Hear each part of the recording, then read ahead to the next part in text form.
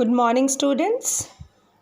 पिछली कक्षाओं में हम लोगों ने पढ़ा था कि अलैंगिक जनन की कितनी विधियां हैं और उन विधियों में हम लोगों ने देखा था कि 6 विधियां हम लोगों ने इंट्रोडक्शन में देखा था उसमें, और उसमें से द्विविभाजन और बीजाणु जनन को हमने विस्तृत तरीके से पढ़ा था।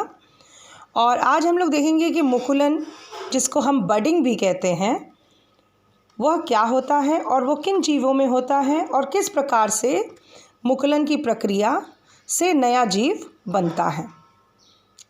तो मुकुलन को समझने के लिए हम ये जानेंगे कि मुकुलन है क्या। मुकुलन बेसिकली इस प्रकार का विभाजन ईस्ट और हाइड्रा में पाया जाता है। ईस्ट हमने आप लोग को बताया था कि एक प्रकार का कवक होता है और हाइड्रा नाइडेरिया का मेंबर होता है। इस प्रक्रिया में जो कोशिका होती है उसमें बाह्य वृद्धि होती है और ये वृद्धि एक या एक से अधिक छोटी रचनाएं बन जाती हैं इस वृद्धि के द्वारा, जिसे हम बड भी कहते हैं। और यहाँ पे केंद्रक सूत्री विभाजन द्वारा विभाजित होकर 2 भागों में बट जाता है। तो इसमें जो प्रत्येक मुकुल बनेगा, जिसे हम बड कहते हैं, मुकुल मतलब बड होता है, मात्र कोशिका से मतलब पेरेंट सेल से, पेरेंट प्लांट से अलग होकर ये ईस्ट या हाइड्रा की संरचना करता है।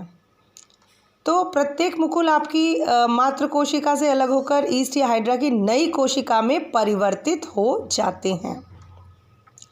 अब आज हम लोग यहाँ पे देखेंगे कि जो मुकुलन आपका बडिंग, जिसको हम प्रोसेस कहते हैं, ये किस तरह से ईस्ट में और हाइड्रा में किस तरह से ये प्रक्रिया नए जीव को बनाती है। इस जनन प्रक्रिया के द्वारा हम ये जानते हैं कि अलैंगिक जनन का तीसरा प्रकार है, तीसरी विधि है। इस विधि से हम ये समझेंगे कि किस तरीके से कुछ प्रकार के जीव अपना अलैंगिक जनन करते हैं। तो इसमें हम लोग ध्यान देंगे बेटा कि ये एक पेरेंट सेल है ईस्ट का एक कवक है और ये एक पेरेंट सेल है ईस्ट का, जिसमें हमने दिखाया हुआ है, रेड कलर से हमने इसे कलर किया है ताकि क्लियर हो कि ये न्यूक्लियस है, केंद्रक। और किसी भी सेल में जब विभाजन होता है तो केंद्रक का बहुत ही बड़ा इसमें रोल होता है। हमने आपको बताया है कि ये ध्यान रखिएगा कि यहाँ विभाजन सूत्री है, सूत्री विभाजन के द्वारा ही ये जनन प्रक्रिया होगी। तो स्टेप ए में हमने दिखाया है कि किस तरीके से ईस्ट का सेल होता है, एक सिंगल सेल्ड होता है, ये यूकैरियोटिक सेल होता है। यू का मतलब होता है सत्य, कैरियोटिक का मतलब न्यूक्लियस, यानी ट्रू न्यूक्लियस। जैसा कि हमने पिछली बार बताया था कि प्रोकैरियोट में क्या होता है कि एंशिएंट न्यूक्लियस होता है, इंसिपिएंट न्यूक्लियस होता है और उसमें कोई आवरण नहीं होता है न्यूक्लियस के चारों तरफ, लेकिन इसमें न्यूक्लियस में आवरण होता है और इसे यूकैरियोटिक सेल कहते हैं। तो पेरेंट ईस्ट सेल जो है उसमें एक हम यहाँ ध्यान देंगे कि एकदम यहाँ पे देखिए एक प्रोट्रूशन, यहाँ पे कुछ इस तरीके से बड या मुकुल बनने की प्रक्रिया शुरू हो रही है और केंद्रक भी जो है वो विभाजित हो रहा है। तो मुकुलन की इस प्रक्रिया में हम देख रहे हैं कि इसमें बड फॉर्म हो रहा है। यहाँ पे हम देख सकते हैं कि ये बड फॉर्मेशन हो रही है और न्यूक्लियस भी डिवाइड हो रहा है।